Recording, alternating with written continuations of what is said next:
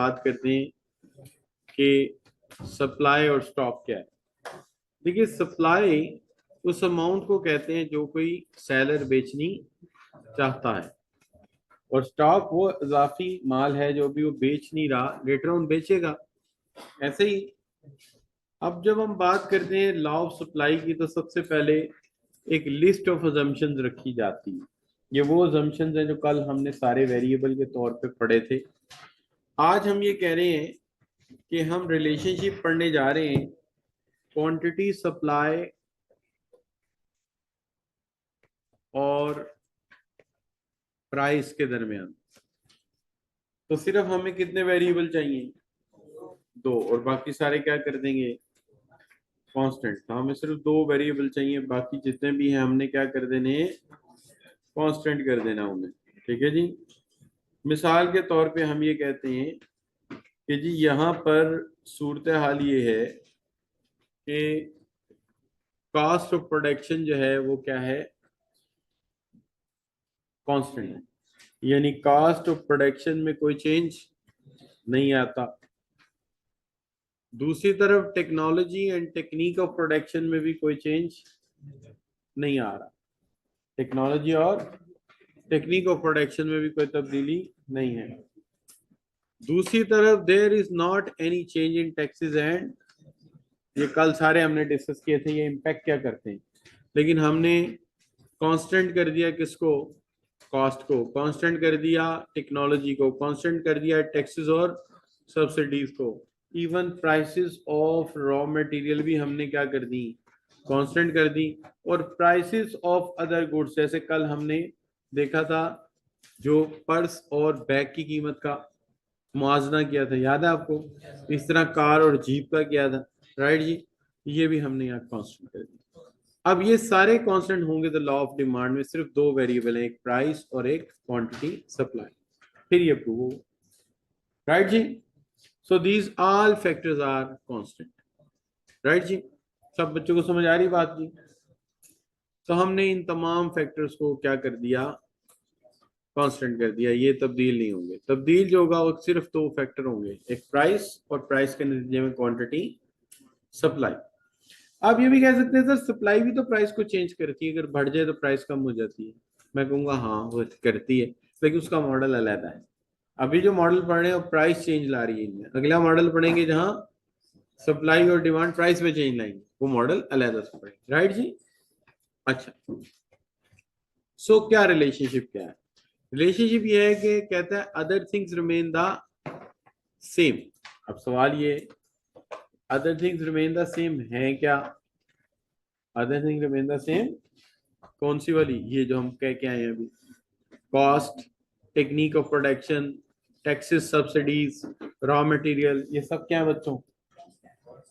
ये सारे के सारे क्या हैं? कांस्टेंट है।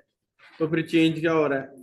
शाबाश, प्राइस। हम कहते हैं कि other things remain the same if price increases quantity supply increases and if price decreases quantity supply decreases। हम रिपीट कर लेते हैं अपनी बात को कि सेलर बैठा हुआ है, दो चीजें लेते, एक उसका है स्टॉक और एक है उसकी सप्लाई। वो क्या करता है कि जब प्राइस बढ़ती है वो खुशी का इजहार करता है, उसे मौका अच्छा लगता है, वो बहुत सारा माल स्टॉक से निकालता है और सप्लाई में ऐड कर देता है। इससे प्राइस के बढ़ने से सप्लाई बढ़ जाती है, और जब प्राइस में कमी आती है वो इससे मायूस हो जाता है, और मायूस होने की सूरत में वो क्या करता है? शाबाश, वो सप्लाई प्राइस गिरी, वो कहता है अच्छा माल बाद में बेचूंगा, अब भी फिलहाल ये सप्लाई पकड़ के किस में रख दो? इस तरह सप्लाई में भी कमी आ जाती है। तो वो ठीक कहता है कि बाकी चीजें चेंज ना हो, सेटरीज पारीबस या other things remain the same. Increase in price causes increase in supply and decrease in price causes decrease in, right जी। मुश्किल बात तो नहीं करती कोई? तो ये है इसकी डिस्क्रिप्शन, यहां तक कोई मुश्किल बात? अब हम इसको समझाने के लिए वैसे एक स्केड्यूल बना लेते हैं ताकि हमारी तरतीब वही रहे। एक प्राइस लेते हैं, प्राइस है 30 रुपीज, 20 रुपीज एंड 10 रुपीज। ठीक है जी। अच्छा, और क्वांटिटी सप्लाई है बच्चों, दैट इज 20 पे 200 केजी सप्लाई है। 20 पे 200 केजी सप्लाई है।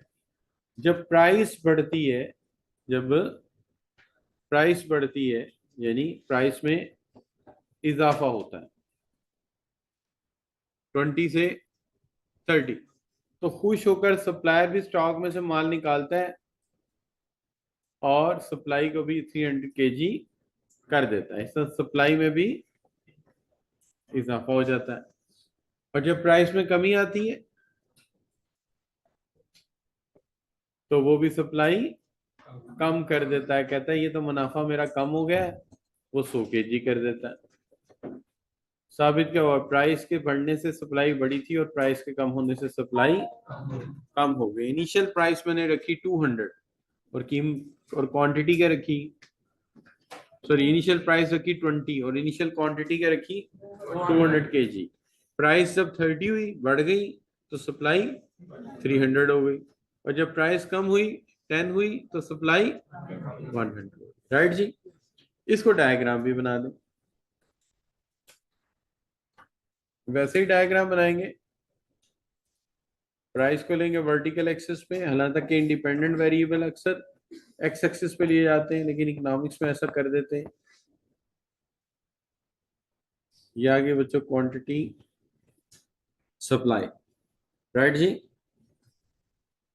अच्छा, अब हम करते हैं क्या जी कि हम इसे 3 हिस्से करते हैं। प्राइस के, प्राइस है 10, 20 और 30, और सप्लाई है 100, 200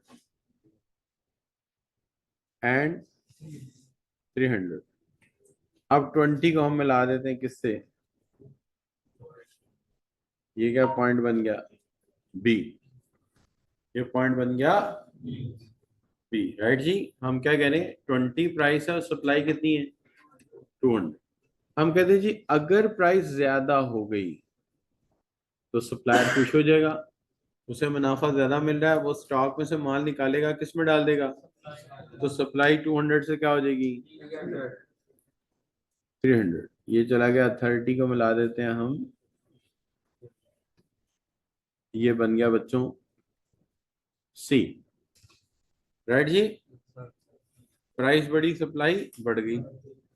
और अगर प्राइस कम कर देते हैं 20 से 10, तो वो परेशान हो जाएगा, डिसपॉइंट हो जाएगा, और वो भी सप्लाई में कमी कर देगा, और वो उसको ले जाएगा कहाँ पे 100। ठीक है जी, नो प्रॉब्लम, कोई इशू। हम इन तीनों पॉइंट्स को आपस में मिला देते हैं। ये क्या बन गया, सप्लाई का।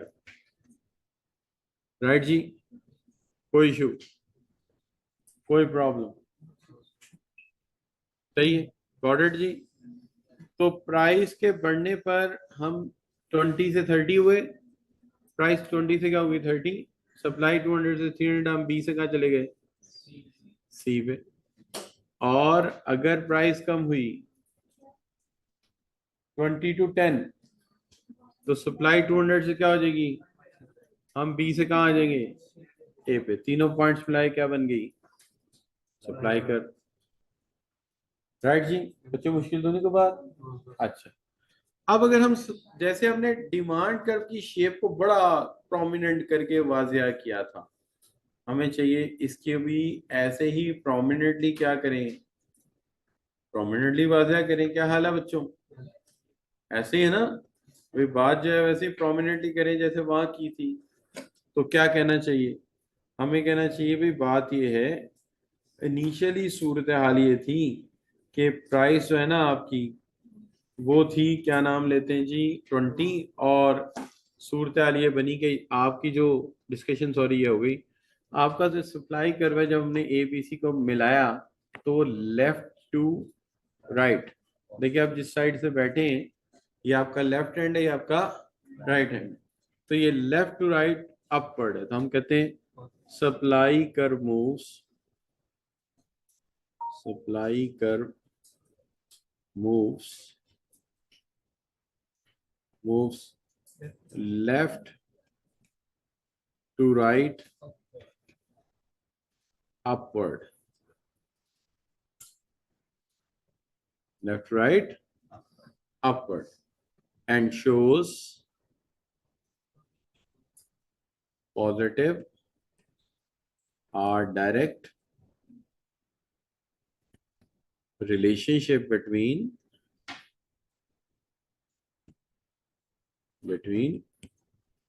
price and quantity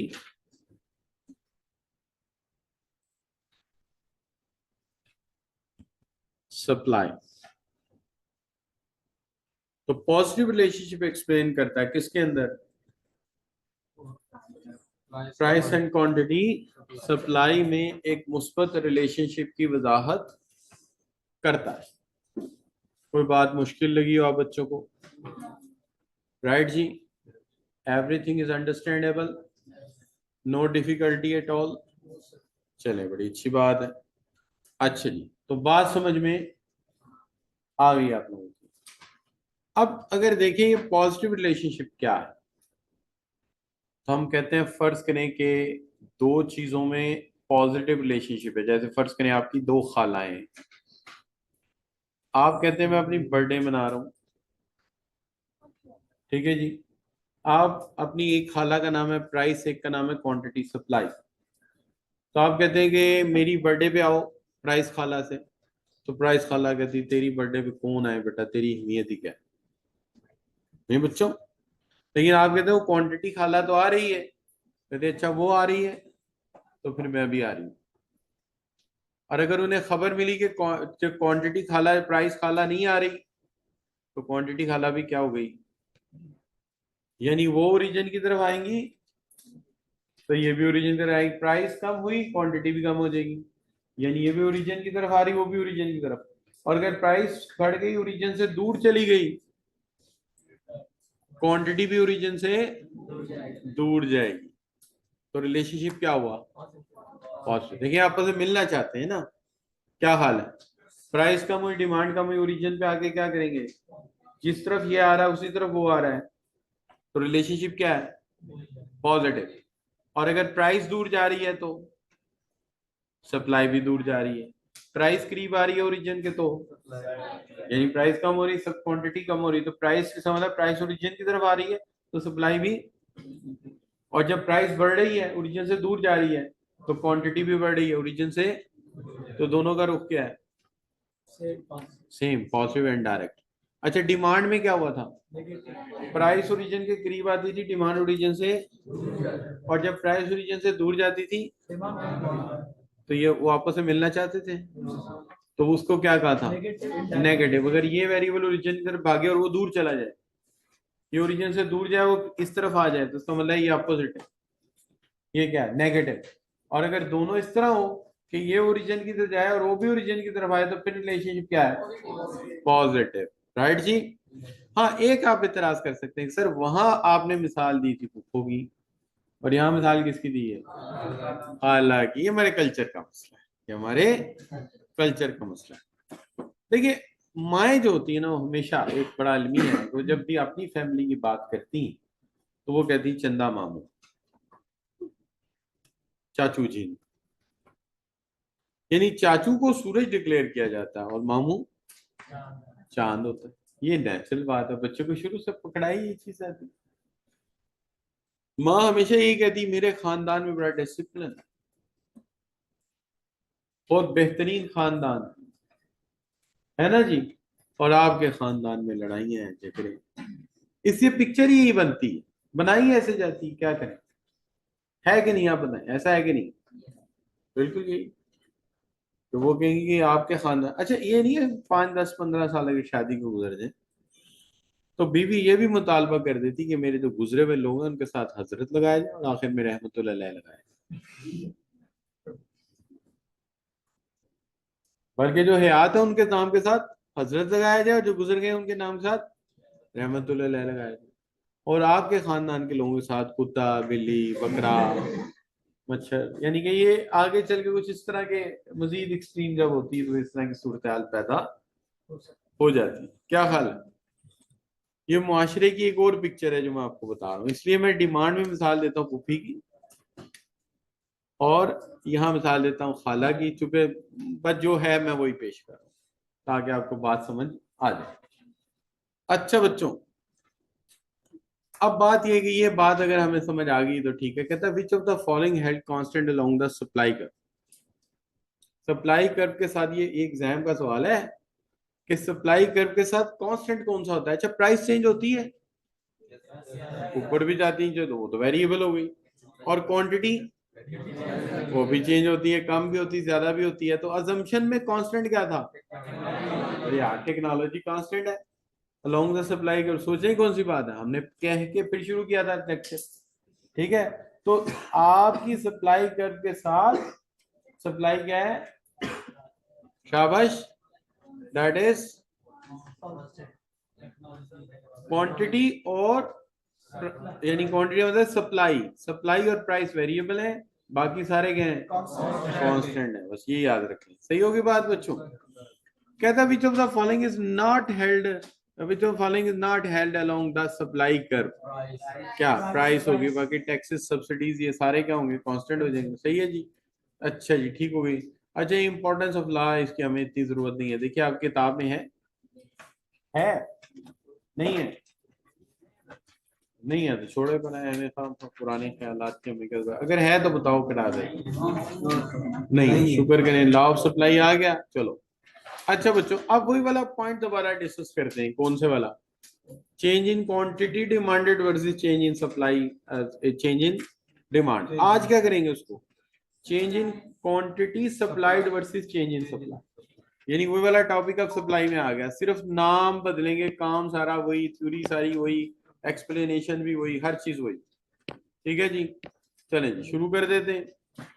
अच्छा बच्चों, सबसे पहली बात यह है कि वही बात से शुरू करते हैं कि भाई हमें ये याद होना चाहिए, सप्लाई फंक्शन एक क्या है बच्चों? मल्टीवेरिएट फंक्शन है। क्या बच्चों? Multivariate function. मल्टीवेरिएट फंक्शन क्या होता है बच्चों? जिस चीज को बहुत सारी चीजें मुतासिर करें उसको क्या कहेंगे? Multivariate function. यानी यहाँ क्वांटिटी सप्लाई को इतनी सारी चीजें मुतासिर करती हैं, हमने तो तफसील भी रखी कि उसको प्राइस ऑफ कमोडिटी भी इफेक्ट करती है। और हमने कहा था ये इसका कौन सा डिटर्मिनेंट है? प्राइम डिटर्मिनेंट है, इसलिए सबसे ऊपर। अच्छा, और availability of factor of production भी इफेक्ट करती है, कास्ट ऑफ इनपुट भी करती है, टेक्नोलॉजी भी करती है, टैक्सेस एंड सब्सिडीज भी करती हैं, और प्राइसेस ऑफ रिलेटेड गुड्स भी करती हैं। सारी चीजें इफेक्ट करती हैं। सही बच्चों, these all are those things which is going to effect to the, किसको करते हैं बच्चों इफेक्ट? राइट जी, मुश्किल बात तो नहीं कर दी मैंने कोई? सब बच्चों को समझ आ रही बात की? चलो परफेक्ट हो गया, ठीक हो गया, बढ़िया हो गया, ये बात समझ आ रही। ये सारे इफेक्ट करते हैं। आज हम क्या करेंगे? आज हम ये कहेंगे, आपने लिख लिया बच्चों? लिख लें यार, लिख लें। बाद में ना बच्चा कहता है यार ये टी एंड एस पे क्या चीज थी। तो घर जाके 15 मिनट देते हो कि नहीं मेरे कहने पे? बस बेटा, ये शुरू के 15 मिनट बहुत इंपॉर्टेंट है, और फिर उसके बाद जब टाइम मिले जरूर पढ़ा करो। काम रोज का रोज करना है बच्चों, ये नहीं करना कि आज कम किया परसों ज्यादा किया। ये जो है ना, ये बच्चों, ये इफेक्टिव स्टूडेंट का फार्मूला नहीं है। क्या हाल?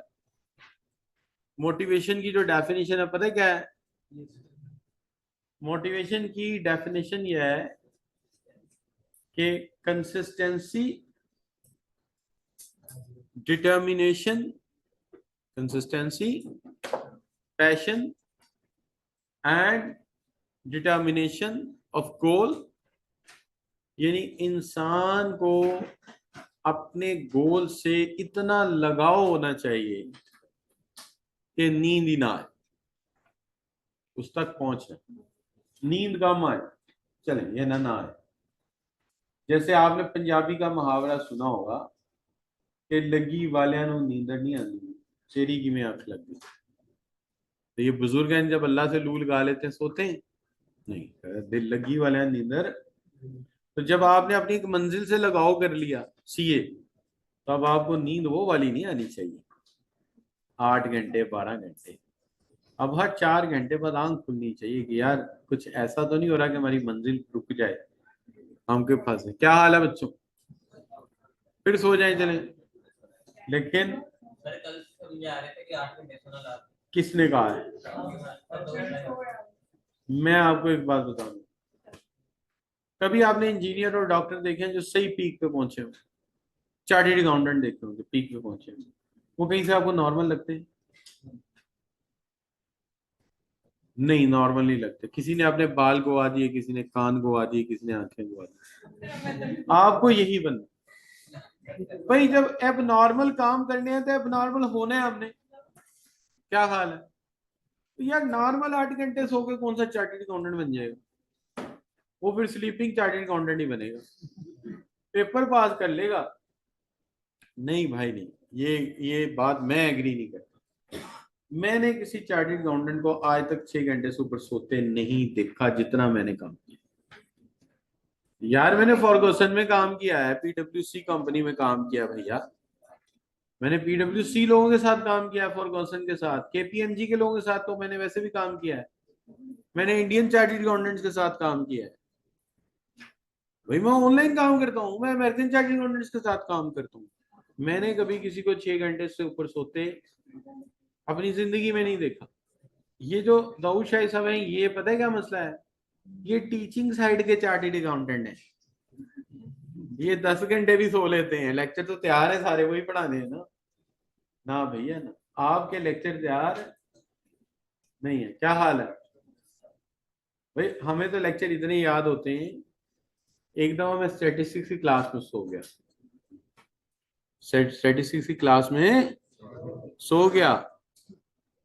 मुझे होश आई और मैंने बच्चों की कॉपियां देखी, मैंने पूरी सेंट्रल टेंडेंसी के तीनों फार्मूले सही पढ़ाए में विद एग्जांपल। हाँ, और मैं नींद में हूं। जैसा कि आप जानते हैं कि वी टेक द डेविएशन, और डेविएशन का मतलब ये है कि एक वैल्यू बाकी वैल्यूज में से माइनस कर दी जाए। और जब आप एक वैल्यू बाकी से माइनस करेंगे, कोई बड़ी होगी कोई छोटी होगी, क्या साबित होगा? डेविएशन। मिसाल क्या है? एक दोस्त को टाइम दिया 4 बजे का, वो कभी 5 बजे आता है, कभी 3 बजे आता है, तो आप क्या कहेंगे? यार तू बड़ा डेविएट करता है। इसी तरह 4 को माइनस कर दिया ना सारे टाइम में से, डेविएशन है। और अगर सारी वैल्यू में से एक वैल्यू माइनस कर दी तो क्या निकला? डेविएशन निकला है। इस तरह करके मिसालें भी सही दी हुई है, पढ़ाया भी सही हुआ है, और सो गया हूं 1 घंटा पीछे क्लास में। उठा हूं फ्रेश, बिल्कुल नींद आई थी, सो गया। तो हम इनका तो वो घोड़े वाला हिसाब है, जिसको गोलियां सी नहीं लगी होती खोपे से, वो सोया भागता रहता है। वो चाबू इधर रस्सी खींची, इधर निकल गया, इधर घोड़ा सोया होता है, वो दौड़ते दौड़ते भी सोया होता है। ये उस तरह के चार्टर्ड अकाउंटेंट। इनको तो लेक्चर भी देख लेना चाहिए, पाइन सो रहे हो जाग रहे हो, क्या समझे? उधर भाईजान रात को क्या हुआ, एक यूनियन वर्कर की सैलरी जा रही थी भाई। उसने जो है ना 10 डिजिट का एक होता है सोशल सिक्योरिटी नंबर, उसने वहां 9 डाले हुए थे। मैंने डिजिट गिने में, क्या 9 है? और मैं कहा भाई ये सिटीजनशिप नंबर है, ये ड्राइविंग लाइसेंस का नंबर है उनका, ये सोशल सिक्योरिटी हो ही नहीं सकता। सुबह 10 डिजिट का होता है, वही हुआ, नहीं था। मैंने प्रोजेक्ट मैनेजर को फोन किया और मैं कहा काके की तो वो दा तू वो चुपके तो तू नंबर सही लगाया नहीं? कहते सर वो actually I was very busy over there, I have given them the W4 form, they filled it and I have signed and sent you. One of the paper is overlooked, I haven't seen that there was a number is missing. So okay man, okay, no issue, take your time, confirm it and watch it from the original document, it should be the correct one, and send it me tomorrow. I'm stopping the salary. Okay sir, sure, I will send you right on start of the thing. Okay, that's gone। लो जी है कहानी। रात को सारी बार में 2:30 सो गया। तो चलो उन कल से मैंने सारा काम कर लिया, नंबर डालना। अब कल वो नंबर डालेगा तो उसको भेज दूंगा। ठीक है जी। तो अब कहने का मतलब यह है कि यहाँ तो वहां तो जागना पड़ता है भाई, एक एक चीज के लिए। क्या समझे? रात एक कंपनी से हमें उधार माल चाहिए था, उन्होंने हमें क्रेडिट लेटर दे दिया, अपना फॉर्म दे दिया, भरो भाई। उस फॉर्म में बच्चों उन्होंने ये भी पूछा कि तुम्हारा जो चेयरमैन है उसके अकाउंट कहाँ है। फिर मैंने उसको फोन किया, अपना वो है मुबशर बाजवा साहब, जनरल बाजवा नहीं, उसका भतीजा है, अमेरिका में रहते सारा। तो मैंने कहा सर, मुझे रख भी मुझे इसलिए लाया था, मेरा नाम बशर है, उसका नाम बशर है। कहता तू मेरा हम नाम है, मैं तुझे गुर्बत में नहीं देख सकता। मैंने कहा अच्छा यार चलो ठीक है। तो मैं कहा शायद बड़ी बात बन गई, मैंने काम शाम शुरू कर दिया, तो तनख्वाह ही 400 डाला। और मैं कहा जाओ लूसी के लूसी रहोगे सारे, ये सवेरे भी लूसी, रात भी लूसी, वो भी कंजूस मक्खी चूस। एक इंक्रीमेंट मिला जाके 6 महीने बाद मिला था $50 का बस। अब गरीब आदमी क्या करे बच्चों, जिधर जाते हैं टूची लगता है हमें, क्या समझे, इसलिए कहता हूँ सीए कर लो। अब मैंने सीए किया होता तो मैंने राइट आफ्टर कहना था भाई $2,500 लूंगा, इससे कम में काम नहीं करूंगा। सारे काम मैं करता हूँ और एक लड़का है बिलाल, इंजीनियर है, वो करता है। यहीं बैठे हम उधर का प्रोजेक्ट हंट करके उनको देते हैं, डिजाइन करके देते हैं, डायग्राम बना के देते हैं, और उधर बैठे लोगों को सीमेंट चाहिए यार, पोर्टेबल टॉयलेट चाहिए, वो भी यहाँ से अरेंज करके देते हैं। कंपनी को यहाँ से फोन करते हैं, फलां टाइम है पहुंचा दी। और वहां ये कंक्रीट नहीं होता जो आ वेला है, रेत पा दे 4 कड़ैया से एक सीमेंट पा दे। वहां कंक्रीट कंपनी मिक्स करके ट्रक पे लाती है, और उसको विद इन 45 मिनट्स उस जगह पहुंचना चाहिए, और कंक्रीट, वरना कंक्रीट को वो कहते हैं ही नहीं। तो हम क्या करते हैं, हमारा तो सुबह का सीमेंट बना होता है, अगर शाम का कोई चलता रहता है, और अगर हमें लगे ना थोड़ा काम ढीला हो गया, तो हम उसके अंदर कहते हैं यार 2 कड़ैया सीमेंट उत्ते सुट दे। यही होता है हमारे। तो लेंटर डल रहा होता है ना, बीच में रोक के वर्कर देख आगे खाना भी खाते हैं। और जब उनसे कहो ना कि यार इसको रोकना नहीं होता, इसकी प्लेट कट्ठी बननी होती, तो क्या कहते हैं, सब बाबूजी कोई गल नहीं, जा यार सीमेंट के 2 तोड़े ले आओ, सीमेंट का उसके ऊपर धूल डाल दें। अच्छा सीमेंट फिर मालिक का, जा यार 2 तोड़े सीमेंट। वो फिर मालिक के है। तो वो इस तरह से, मैं यहाँ प्रोजेक्ट कर रहा था, उसका था 1 कनाल का घर था। तो 1 कनाल के घर के ऊपर उस वक्त तकरीबन नीचे वाले फ्लोर पे 8 लाख का सरिया लगा हुआ, ऊपर वाले तकरीबन 11 लाख का लग गया मेरा। तो वो उसकी स्लैब बनानी थी बगैर ब्रिक्स के, तो उसकी होती 4.5 इंच मोटाई, तो मेरे पास मशीन नहीं थी।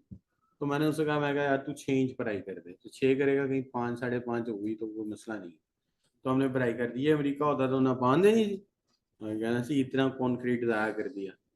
और इसमें एक और चीज़ है, आप बाज़ बड़ा सरिया ज़्यादा डाल दें,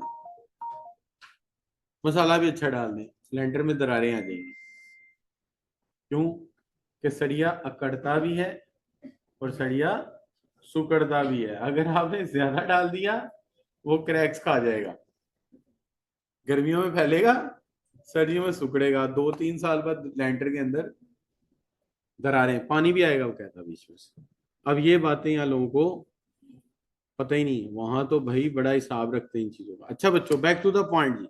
अब ये सारे क्या है जी हमारे फैक्टर्स हैं। तो आप सोच रहे हैं यार सर क्या क्या करते हैं, यार ये बात सीधी सी है, जब गरीब आदमी हो गए तो फिर काम सीए नहीं ना करा तो फिर करना ही पड़ेगा ना, कभी कुछ कभी कुछ। क्या हाल है हमारा, तो ये हिसाब है, 2-3 दिन मैं फारिग था, 4 दिन तो बेगम ने देखा फारिग बैठा है, तो एक वॉशरूम बनाया हमने बैक साइड पे, पहले कनेक्ट नहीं करने देते थे, हमने कनेक्ट कर लिया।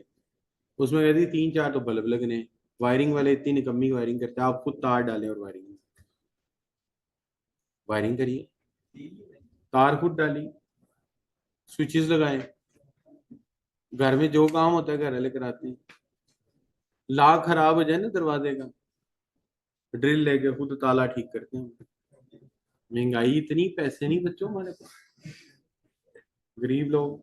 अच्छा बच्चों, तो ये आसान नहीं है, सीए कर लो जिंदगी आसान हो जाएगी, वरना ऐसे ही है, हर काम खुद कर रहे होगे। हाँ फिर $2,500 कितना बनता बच्चों, और जरब तो दो यार, ओए होए होए होए, 7.5 लाख बच्चों, 7.5 लाख तनख्वाह हो ना बंदे की, 1 महीने की, साल की नहीं मैं कह रहा। तो बंदा कहता है कि भाई पीछे हट जाओ। अच्छा फिर मजा भी बड़ा आता है लाइफ में, फिर ये नहीं होता हम गए हैं जे डॉट पर देख रहे हैं, अच्छा ये कितने का है, ये कितने, प्राइस टैग नहीं देखते, फिर वो आके कहते हैं अच्छा ये ब्राउन वाला पैक कर दो, ये ऑफ वाइट वाला पैक कर दो। ऐसे हो तो फिर ऐसे ही होता है ना। अब हम सूट कैसे खरीदते हैं यार, सूट ठीक है, कढ़ाई भी अच्छी हुई है, ये तो है पेंट हुआ हुआ है पता नहीं क्या। अच्छा आप इसका टैग देखते हैं तो वो लिखा हुआ 12,000 या 14,000, रहने दो यार। फिर सेल का मैसेज आया, हाँ यार सूट अच्छा था, फिर दोबारा गए जाके 5,500 में। तो हम तो ऐसे गुजारा करते हैं ना बच्चों। अगर यही सीए किया होता आज, है भाई, तो क्या होता, जैसे ही नया मॉडल कपड़े का आता, नए डिजाइन का बेगम को भी बनाते, खुद भी पहनते, नया डिजाइन, ठीक है ना। और सर्दियों में शादी आती तो मारिया भी पे सीधे जाते। अब क्या होता है, अब रेप्लिका पहनते हैं, और क्या है, यही तो बात है। आप लोग समझते नहीं। अच्छा बच्चों, चाइनीज मेकअप करते हैं। अच्छा जी, सीए नहीं ना किया,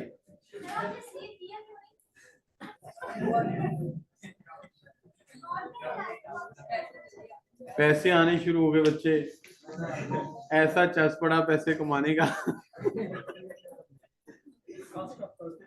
उसने खराब ही कर दिया। घर वाले कहते पैसे आगे सीए करके की करना है, पैसे कमाने, पैसे तेरे वैसे ही आ रहे हैं। रहने दे। अच्छा बच्चों, अब हम बात करते हैं। बात यह है कि अगर प्राइस चेंज लाएगी ना इसमें, और बारिश बाकी सारे फैक्टर क्या होंगे। अच्छा आज मैं लिखूं क्या, रहने दो, ये तो आप लिख लेंगे ना। A change that is bring by price and other factors are constant, कर लेंगे ना। यार लिख ही देता हूँ, आपका पता कोई नहीं, बाद में सारे काम खराब किए हूँ अपने, तो बेहतर ही हम लिख ही देते हैं। पहला पॉइंट क्या है, change is due to price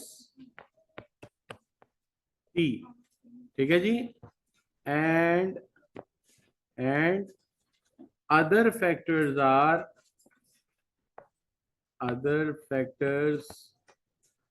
are constant, बाकी सारे फैक्टर क्या हो बच्चों, कांस्टेंट, ठीक है जी।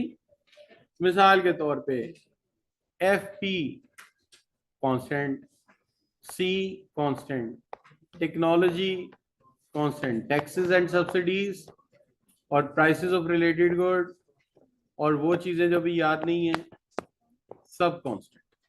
इंडस्ट्री टू इंडस्ट्री वेरी करती है ना, इसे हम ईटीसी भी डाल देते हैं। हो सकता है स्टील इंडस्ट्री में कुछ और फैक्टर भी हों, इसे हम ईटीसी डाल देते हैं। सीमेंट में कुछ और हो, ग्रोसरी में कुछ और हो, तो लिहाजा कुछ डाल देते हैं। राइट बच्चों, कॉन्सेप्ट समझ आ रहा है। अब इस चेंज को शो कैसे करेंगे, कोई प्रीवियस नॉलेज की बुनियाद पे बता सकता है।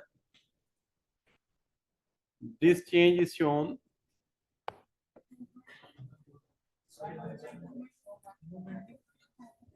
मूवमेंट ऑफ, हाँ हाँ हाँ हाँ, प्राइस की वजह से चेंज है। This change is shown moving from one point two another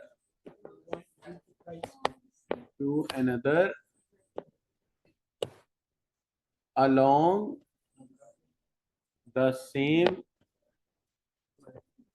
supply curve। क्या मतलब, ये चेंज होगी एक ही सप्लाई कर्व के एक पॉइंट से दूसरे पॉइंट पर मूव करने से। सप्लाई कर्व नहीं मूव करेगा, ठीक है ना। हम उसी के एक पॉइंट से दूसरे पॉइंट पे जाएंगे, हम उसी के एक पॉइंट से दूसरे पॉइंट पे जाएंगे। राइट जी, पक्की बात है। चलिए तो आगे बढ़ते हैं। अगर आपने नोट कर लिया तो बताइए। चलिए अच्छी बात है, नोट हो गया तो हम इसको करें जी आगे। नहीं हुआ, नहीं प्लीज नोट करें, आराम से करें, कोई मसला नहीं। ये ज्यादा जरूरी है कि आप चीजों को अच्छी तरह पढ़ें।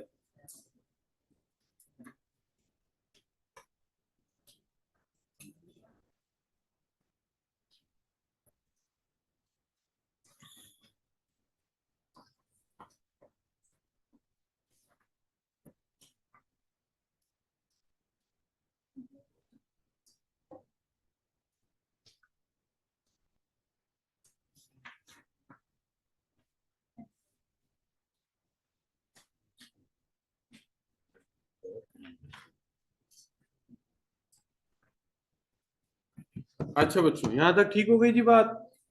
अच्छा जी, तो हम इसको कैसे शो करेंगे जी? हम इसको इस तरह शो करेंगे कि प्राइस चेंज ला रही है, ये सारे क्या हैं,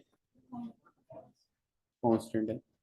तो हम ये शो करेंगे कि देखिए पिछले वाली बहस में भी तो ऐसे ही था कि प्राइस 30 थी, 20 थी, 10 थी। हमने कहा जी अगर 20 से 30 हो गई तो क्वांटिटी सप्लाई जो है वो बढ़कर 200 से 300 हो जाएगी। और अगर प्राइस कम हुई, 20 से 10 हुई, तो सप्लाई 200 से, यानी प्राइस के बढ़ने पर सप्लाई बढ़ेगी और प्राइस के कम होने पर सप्लाई कम हो जाएगी। तो हम इसको जब डायग्राम पे ड्रॉ करेंगे, हाल तो हम पहले बना चुके हैं, तो हम इस तरह शो करेंगे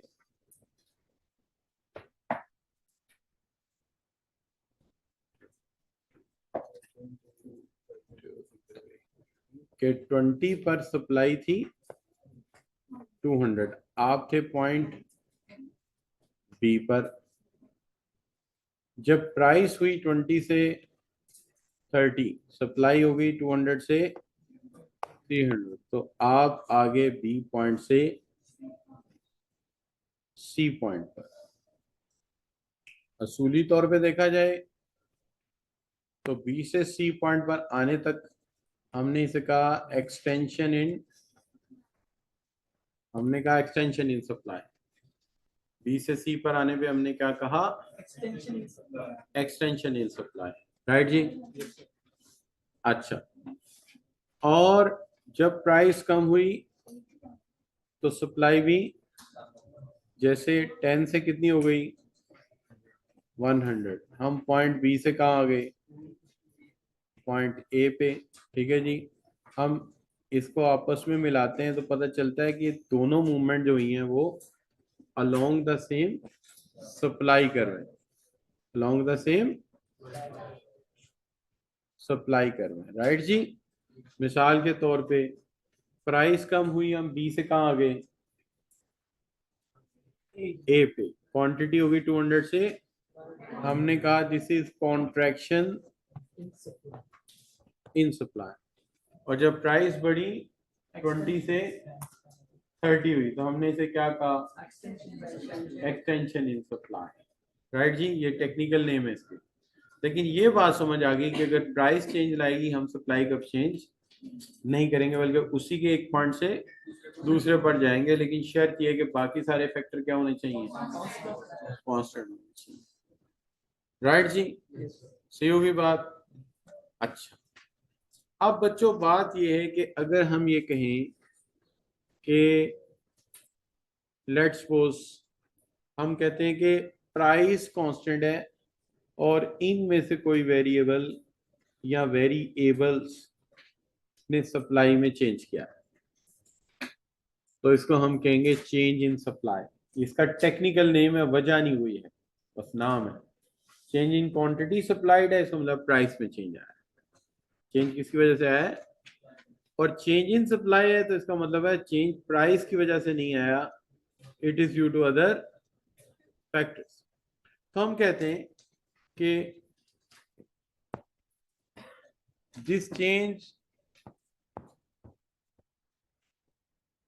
इज ड्यू टू, ठीक है, other factors.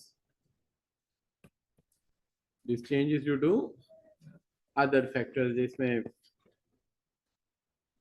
Factor of production की अवेलेबिलिटी भी हो सकती है, कॉस्ट भी हो सकती है, टेक्नोलॉजी भी हो सकती है, टैक्सेस और सब्सिडीज भी हो सकते हैं, प्राइसेस ऑफ रिलेटेड गुड्स भी हो सकती हैं, अदर्स भी हो सकते हैं, बट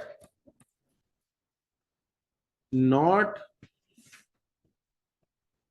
ड्यू टू प्राइस। अब देखिए इस दफा मैंने जो नॉट है बहुत बड़ा लिखा है, ठीक है जी, और क्लियर कर दिया है कि भाई बात यह है कि इस दफा बार सिर्फ किस पे लगाया है मैंने? बार मैंने सिर्फ लगाया है किस पे?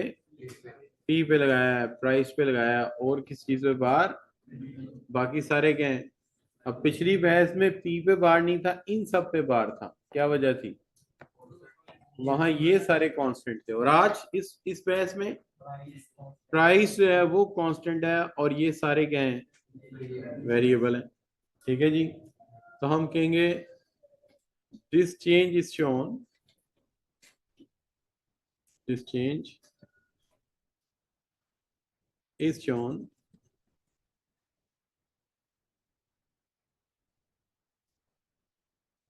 by the shift of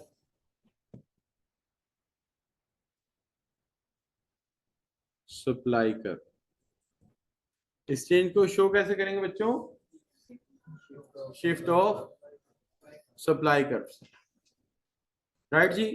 उसको कैसे शो किया था? मूवमेंट अलोंग द सप्लाई कर, और इसको कैसे करेंगे? शिफ्टिंग ऑफ सप्लाई कर।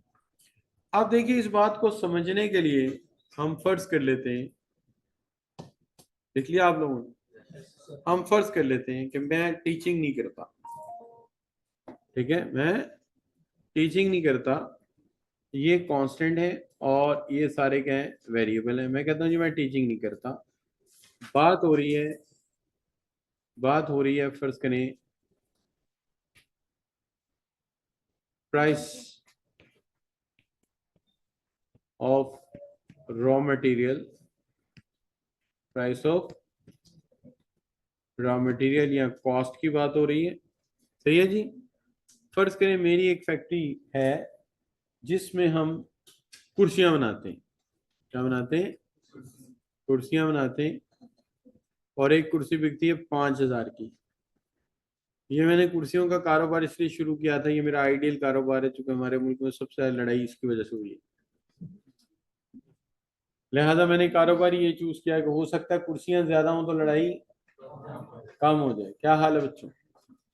अच्छा जी, अब हुआ ये बच्चों के 8 आवर्स डेली चल रहा था हमारा कारोबार, 8 आवर्स हम फैक्ट्री चलाते थे, और सिचुएशन ये थी कि रोजाना की हम आराम से 50 कुर्सियां बना के भेज देते थे, और जिंदगी सुकून से चल रही थी। ठीक है, प्राइस कांस्टेंट है इसलिए उसके ऊपर बार लगा दिया गया है। ठीक है जी, सप्लाई कर भी है हमारा, जिसको आपने क्या नाम दे दिया?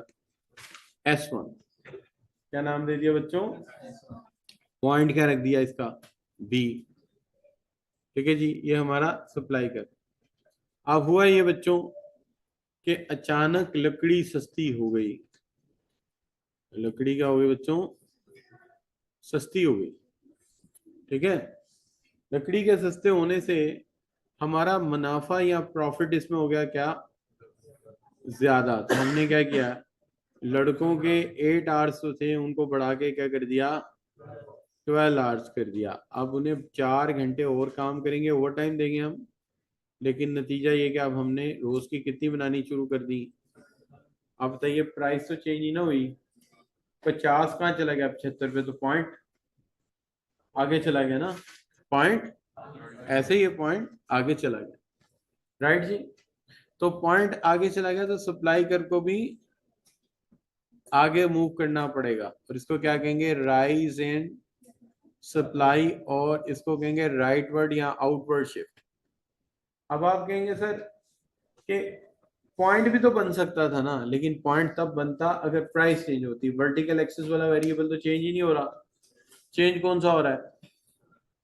हॉरिजॉन्टल वाला चेंज हो रहा है, वो आगे पीछे हो रहा है, वर्टिकल वाला जो है अपनी जगह से हट ही नहीं रहा। तो ऐसी सूरत में क्या करेंगे आप? जाहिर है आप अपना सप्लाई कर आगे शिफ्ट कर देंगे, राइट बच्चों? मुश्किल बात तो नहीं कर दी मैंने कोई? ठीक हो गया जी। अच्छा बच्चों, अब आगे बात यह है कि अगर फर्ज करें कि लकड़ी महंगी हो गई और मुनाफा कम हो गया, तो हमारे पास और भी तो कारोबार होंगे ना। हम क्या करेंगे? पैसा उठाएंगे और उठा के क्या करेंगे? किसी और कारोबार में लगा देंगे, ऐसे ही बच्चों। अब हम जो लड़के 4 घंटे 8 घंटे काम करते थे, क्या कर देंगे उनका? उनका कर देंगे 4 आवर्स। कहेंगे यार बस मशीनें चालू रखना, अच्छे हालात आएंगे तब काम करेंगे। ठीक है, और अब हम कितनी कुर्सियां कर देंगे रोज की? 25 कर देंगे। और ये क्या होगा बच्चों? हम पॉइंट ए पे आ गए, इसको क्या कहेंगे? Fall in supply. राइट जी? जी बच्चे, प्राइस फिक्स है? प्राइस तो हमने फिक्स की है। नहीं, हमने फिक्स की हुई है ना बेटा, हमने खुद ही तो कहा है कि इस बहस में क्या देखें, सबसे पहले क्या कहा, इस बहस में प्राइस फिक्स है। तो हम ये सीखने जा रहे हैं कि अगर प्राइस फिक्स हो तो क्या होगा। राइट? हो तो सकती है वो भी, लेकिन वो सिचुएशन अलग करनी ना, हमने उसको करेंगे, वो अलग है। लेकिन इस वक्त क्या सीखना है कि अगर प्राइस चेंज ना हो तो डायग्राम कैसी बनेगी। ये नहीं कि सप्लाई के बढ़ने और कम होने से, मैंने कहा दो मॉडल है। ये मॉडल प्राइस से रिलेटेड है सारा। अगला मॉडल जो आपके नहीं ना सप्लाई के चेंज होने से प्राइस, वो अलग है, वो भी करेंगे। सही होगा बच्चों? राइट जी? साबित क्या हुआ, अगर प्राइस की वजह से चेंज हुआ तो उसी सप्लाई करके एक पॉइंट से दूसरे पे जाएंगे। प्राइस के बढ़ने से सप्लाई के बढ़ने को क्या कहेंगे? और प्राइस के कम होने से सप्लाई के कम होने को क्या कहेंगे? अच्छा, और अगर प्राइस सेम रहे और सप्लाई बढ़ जाए, और अगर प्राइस सेम रहे सप्लाई कम हो जाए, फॉलिंग। राइट जी? इसलिए नाम याद रहेगा, आने वाले दौर में जब अगले सब्जेक्ट्स हम पढ़ेंगे तो क्या होगा, वहां पे आपसे ये नहीं पूछा जाएगा अच्छा भाई चलो ये बताओ कि आप वहां टीचर से पूछ रहे हो अच्छा जी राइज इन सप्लाई, आपको खुद ही पता होना चाहिए प्राइस चेंज नहीं हुई, अदर फैक्टर ने सप्लाई बढ़ाई है। और अगर एक्सटेंशन इन सप्लाई हो तो आपको ये समझ आनी चाहिए यार प्राइस बढ़ी है सप्लाई बढ़ गई। कॉन्ट्रैक्शन हो तो आपको खुद ही पता लगना चाहिए। वहां डायग्राम में तो नहीं ना को बनाएगा, एनालिसिस में क्या डायग्राम में बनाएगा? एनालिसिस में कोई डायग्राम नहीं बनाएगा। राइट बच्चों? मुश्किल बात तो नहीं कर दी कोई? चल अच्छी बात। अच्छा जी, अब बच्चों चेंजेस जो है वो हम देख लेते हैं वन बाय वन। मेरा ख्याल है इसको कल पे रखें, क्या हाल है? ये याद करके आ जाओगे कल तक। ये मैं जब इसको हटाऊंगा ये नोट्स मिट जाएंगे, ठीक है? तो आपने इन्हें याद करके आना है कल। कर लोगे? पक्की बात है? चलो ठीक है, अगर आप कहते हैं कि याद कर लेंगे तो चलो सही है। ओके बच्चों, thank you very very much. जी जी बच्चे।